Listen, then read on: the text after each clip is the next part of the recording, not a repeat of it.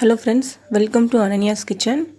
இன்னைக்கு நம்ம உருளைக்கிழங்கு பொடிமாஸ் பண்ண போறோம். இது ஆல்ரெடி எல்லாத்துக்குமே தெரிஞ்சதுதான். தெரியாதவங்களும் இத பார்த்து தெரிஞ்சுக்கோங்க. இது நார்மலா நம்ம ரசம் சாப்பாட்டுக்கும் தொட்டுக்கறக்க யூஸ் பண்ணிக்குவோம். இது வந்து ஸ்டஃபிங்க்கும் நாம யூஸ் பண்ணிக்குவோம். வீடியோக்கு போறதுக்கு முன்னாடி நம்ம சேனலை சப்ஸ்கிரைப் பண்ணிக்கோங்க फ्रेंड्स. இந்த வீடியோ உங்களுக்கு பிடிச்சிருந்தனா ஒரு லைக் பண்ணுங்க, ஷேர் பண்ணுங்க. நம்ம சேனலுக்கும் சப்போர்ட் பண்ணுங்க फ्रेंड्स. வாங்க வீடியோக்குள்ள போயிரலாம். இப்போ நாம சமைக்க வேண்டிய பாத்திரத்தை ஸ்டவ்ல வச்சிருக்கேன். தேவையான அளவு ஆயில் ஊத்திக்கலாம். ஆயில் காஞ்சதும் 1/2 டீஸ்பூன் கடுகு, அது கூட 1/2 டீஸ்பூன் சோம்பு போட்டுக்கிறேன். நான் கருவேப்பிலை சேர்க்கல. கருவேப்பிலை போட்டுக்கலாம். அதுக்கு அப்புறம் பொடி பொடியா நறுக்கி வச்சிருக்கிற வெங்காயம் போட்டுருக்கேன். போட்டு நல்லா ஃப்ரை பண்ணியிருக்கேன்.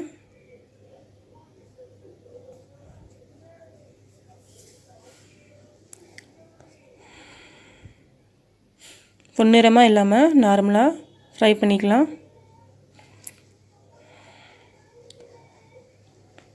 இப்போ இது கூட இஞ்சியை வந்து நான் கட் பண்ணி போடல, லைட்டாக தட்டி தான் போட்டிருக்கேன். இப்போது இந்த ஸ்டேஜில் நாம் இஞ்சி ஆட் பண்ணிக்கலாம்.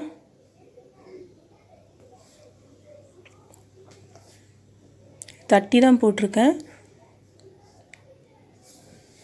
இதுக்கப்புறம் பூண்டும், அதுவும் வந்து நான் தட்டி தான் போட்டிருக்கேன்.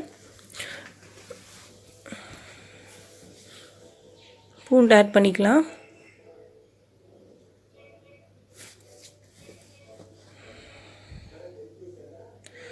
எல்லாத்தையும் நல்லா ஃப்ரை பண்ணியாச்சு. இப்போ இது கூட தேவையான அளவு உப்பு சேர்த்துக்கிறேன். 1/4 டீஸ்பூன் அல்ல அதுக்கும் குறைவான மஞ்சள் தூள் சேர்த்தாச்சு. 1/4 டீஸ்பூன்லேருந்து 1/2 டீஸ்பூன் வரைக்கும் மிளகாத்தூள் இப்போ சேர்த்துருக்கேன்.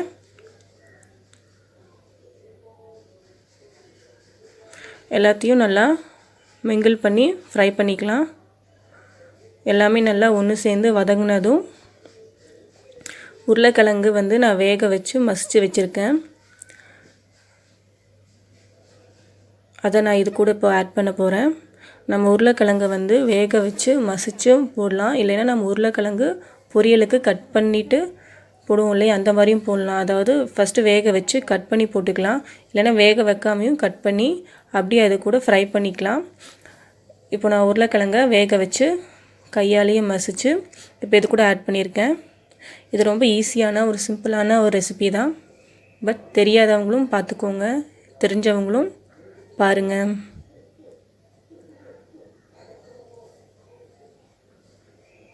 இப்போ நமக்கு ஆல்மோஸ்ட் உருளைக்கிழங்கு பொடி மாஸ் ரெடி ஆகிடுச்சு. இதை நம்ம வந்து ஸ்டஃபிங்காகவும் யூஸ் பண்ணலாம். அதாவது நம்ம சப்பாத்தி ஸ்டஃப் பண்ணுவோம் இல்லையா, அதுக்கும் யூஸ் பண்ணிக்கலாம். பொரியலாகவும் யூஸ் பண்ணலாம்.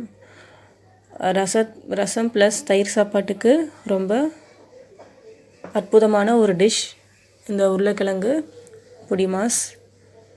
தேங்க்யூ ஃபார் வாட்சிங் ஃப்ரெண்ட்ஸ். நமக்கு இப்போது உருளைக்கிழங்கு பொடி மாஸ் ரெசிபி ரெடி ஆகிடுச்சு. அடுத்தது சாப்பிடலாம்.